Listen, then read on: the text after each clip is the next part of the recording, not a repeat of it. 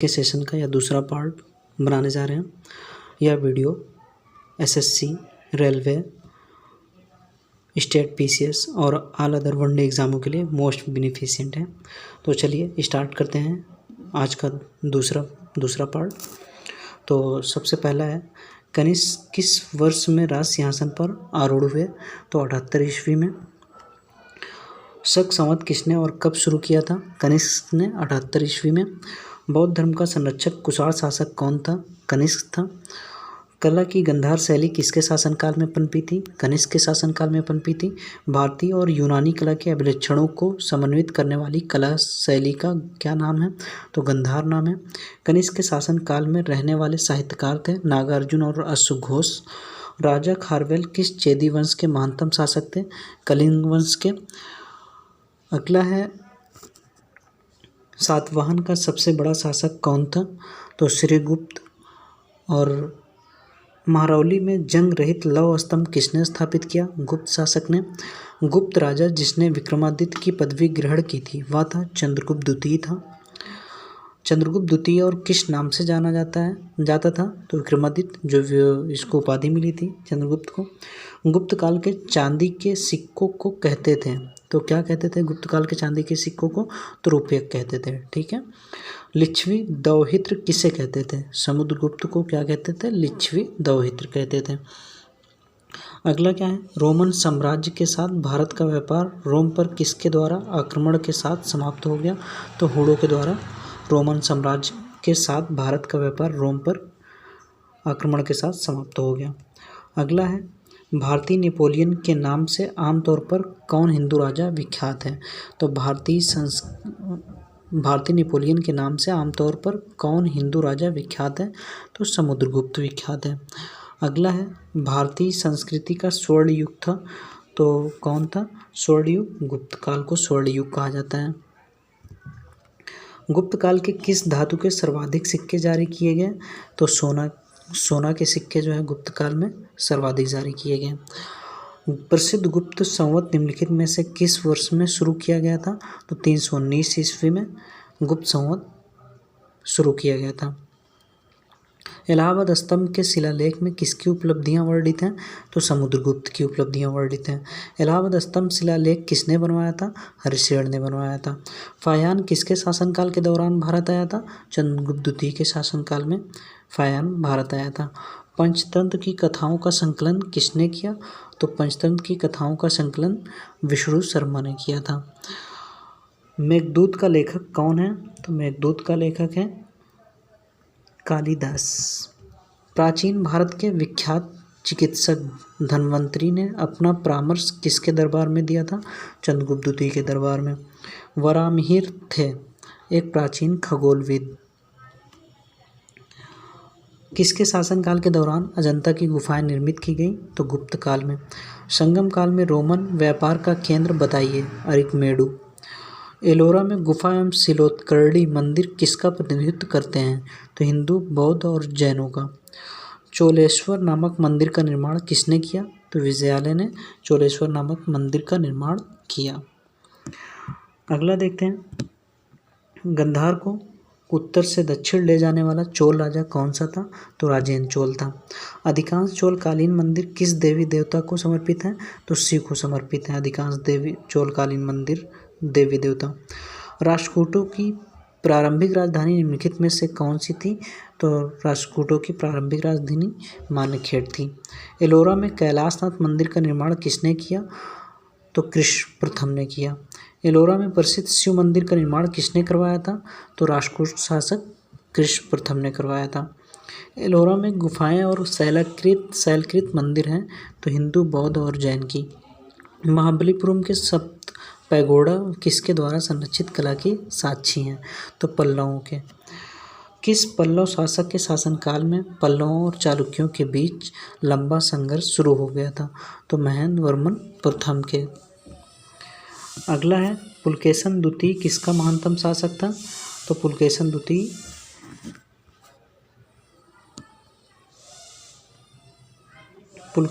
किसका महानतम शासक था?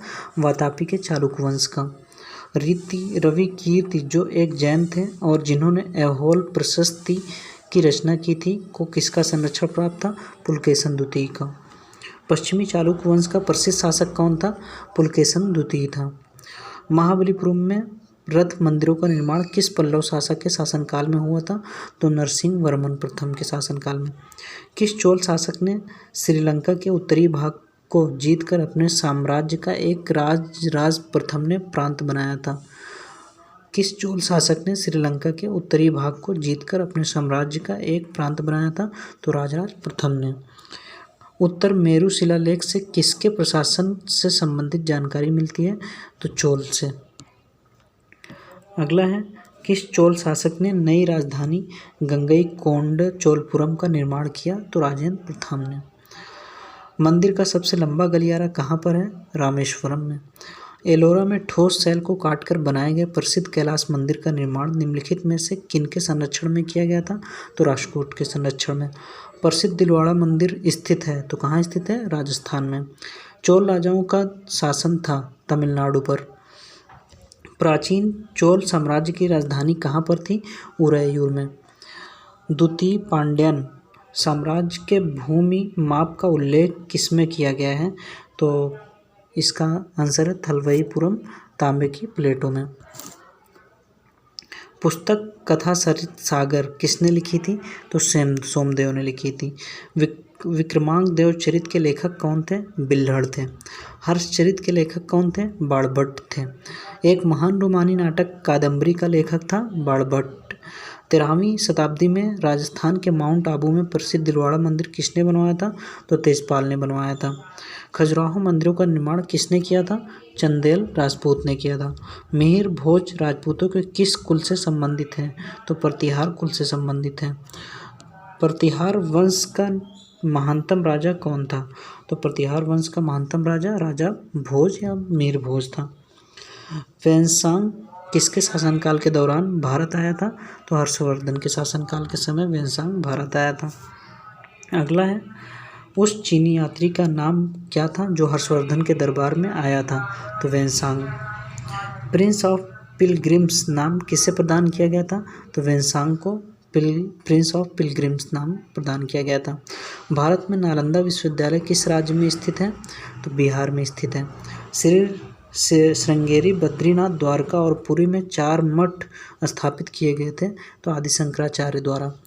अद्वैत दर्शन के मुख्य प्रतिपादक कौन थे? शंकराचार्य। नालंदा विश्वविद्यालय को नष्ट करने वाला मुस्लिम आक्रमणकारी था मोहम्मद बिन बख्तियार खिलजी। हर्षवर्धन को किसने पराजित किया था? पुलकेशन द्वितीय ने पराजित किया था। हर्षवर्धन का समकालीन दक्षिण भारतीय शासक कौन था? पुलकेशन द्वितीय था। हर्षवर्धन की आरंभिक राजधानी कहाँ थी? हर्षवर्धन की आरंभिक राजधानी थानेश्वर थी। 738 ईस्वी में अरबों को पराजित किया था, तो प्रतिहारों ने किया था। कोणार्क मंदिर के देवता हैं सूर्य देवता हैं। सांची का महान स्तूप है मध्य प्रदेश में। कलिंग शासक खारवेल ने संरक्षण दिया जैन धर्म को। संघ पर विजय प्राप्त करने वाले अरब सेना के सेनापति का नाम बताइए। मोहम्मद बिन कासिम। तराइन की दूसरी लड़ाई में पृथ्वीराज को किसने पराजित किया था? तो मोहम्मद गौरी ने पराजित किया था। पृथ्वीराज चौहान को मोहम्मद गौरी ने किस युद्ध में हराया था? तो तराइन की युद्ध था 1192 ईस्वी में हराया था। अगला है, किस लड़ाई ने मोहम्मद गौरी के लिए दिल्ली क्षेत्र खोल दिया? तो तराइन की दूसरी लड़ाई में। दिल्ली सुल्तान का शासक कब प्रारंभ हुआ? दिल्ली सुल्तान का शासन कब प्रारंभ हुआ? तो 1206 ईस्वी से। अजमेर में 2.5 दिन का झोपड़ा किसने बनवाया था? तो कुतुबुद्दीन ऐबक ने 2.5 दिन का झोपड़ा बनवाया था अजमेर में। कुतुबुद्दीन किस प्रसिद्ध शासक ने पूरा किया था? कुतुबुद्दीन किस प्रसिद्ध शासक ने पूरा किया था? इल्तुतमिश ने। दिल्ली के सुल्तान का पद संभालने से पहले बलबन किस सुल्तान का प्रधानमंत्री था? तो नासिरुद्दीन का प्रधानमंत्री था। दिल्ली सल्तनत का उद्धारक कौन था? इल्तुतमिश था। नियमित मुद्रा जारी करने वाला और दिल्ली को अपने साम्राज्य की राजधानी घोषित करने वाला दिल्ली का प्रथम सुल्तान कौन था? तो इल्तुतमिश था। चंगेज खान ने जलालुद्दीन का पीछा करते हुए किसके शासनकाल में भारत की सीमाओं पर आक्रमण किया था? तो इल्तुतमिश के शासनकाल में। प्रसिद्ध फारसी त्यौहार नवरोज का प्रवर्तन किसने किया? तो बलबन ने किया। चहलगानी या फोर्टी के रूप में विख्यात टर्की सामंतों की शक्ति को भंग करने वाला प्रथम दिल्ली सुल्तान कौन था? तो बलबन था। रजिया सुल्तान किसकी बेटी थी? इल्तुतमिश की। वे दो वंशज कौन थे जिन्होंने खिलजी शासकों से तत्काल पहले और बाद में शासन किया था? गुलाम तथा तुगलक वंश। दिल्ली के खिलजी सुल्तान थे, तो दिल्ली के खिलजी सुल्तान तुर्क थे। स्वयं को दूसरा सिकंदर शानी कहने वाला सुल्तान था, तो अलाउद्दीन खिलजी था। आज का यह वीडियो हम यहीं समाप्त करते हैं। अगला सेशन का नोटिफिकेशन पाने के लिए आप लोग इस चैनल को सब्सक्राइब, लाइक और कमेंट ज़रूर करें। धन्यवाद।